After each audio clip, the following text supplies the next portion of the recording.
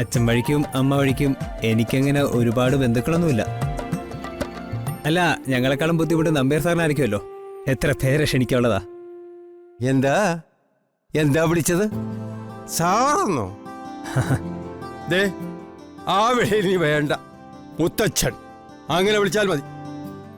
ഈ ഗ്രാമത്തിലെ മനുഷ്യർ ആരാധനയോടെ അങ്ങേ അച്യുതൻ നമ്പ്യാർന്ന് വിളിക്കുന്നത് ദേ കുട്ടിക്കാലം മുതലേ കേട്ട് വളർന്നതാ ഞാൻ.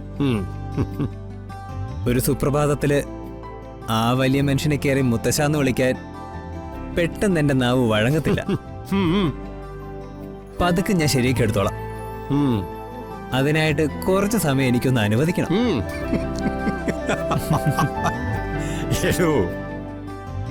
ഈ നിഷ്കളങ്കതയാണ് തന്റെ ഏറ്റവും വലിയ സമ്പാദ്യം. ഞങ്ങളുടെ അമ്മു ഭാഗ്യവതിയാണ് മോനെ. നമ്പ്യാർ സാറേ, അങ്ങയുടെ ചെറുമകളുടെ ഭർത്താവാകാൻ സാധിക്കുന്നതന്നെ എന്റെ ഭാഗ്യമല്ലേ? മന്ത്രകോടിയൊക്കെ എടുത്തോ? ഇല്ല, മന്ത്രകോടി എടുക്കുന്നതിന് മുൻപ് അമൃതയുടെ അഭിപ്രായം ഒന്ന് അറിയണമെന്ന് തോന്നി. അതിനാ ഞാൻ വന്നത്. അതിനെന്താ, തനിക്ക് അമ്മുവിനോട് തന്നെ നേരിട്ട് ചോദിക്കാമല്ലോ. മോളെ അഞ്ജലി, ഇങ്ങോട്ട് വന്നേ. എന്താ മുത്തശ്ശ? അമ്മു എവിടെ? റൂമിലുണ്ട്. ഓ അല്ല, ദേ അമ്മുവിന്റെ ഇഷ്ടങ്ങൾ ശ്രീ നേരിട്ട് തന്നെ ചോദിച്ചോളൂ. മോളെ, ശ്രീയെ അമ്മുവിന്റെ റൂമിലേക്ക് കൂട്ടിക്കോളൂ. ശരി മുത്തശ്ശ.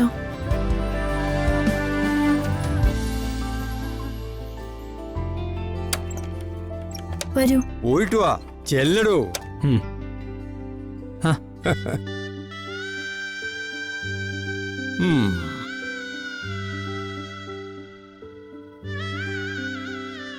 ഇതാ റൂം.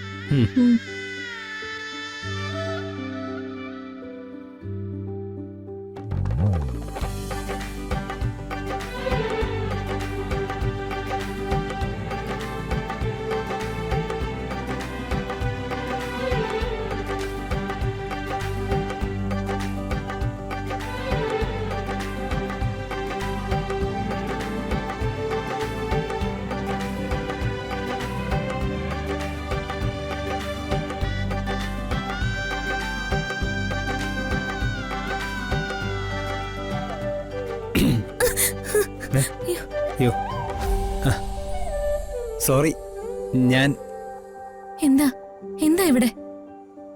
മുത്തശ്ശൻ പറഞ്ഞിട്ടാ വന്നത്. എനിക്ക് ഒരു കാര്യം ചോദിക്കാനുണ്ടായിരുന്നു.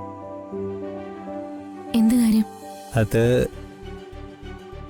അത് ഇന്ന് വീട്ടിലെല്ലാരും കൂടി കല്യാണത്തിനുള്ള പർച്ചേസിന് വേണ്ടി ഇറങ്ങാൻ പോവായിരുന്നു.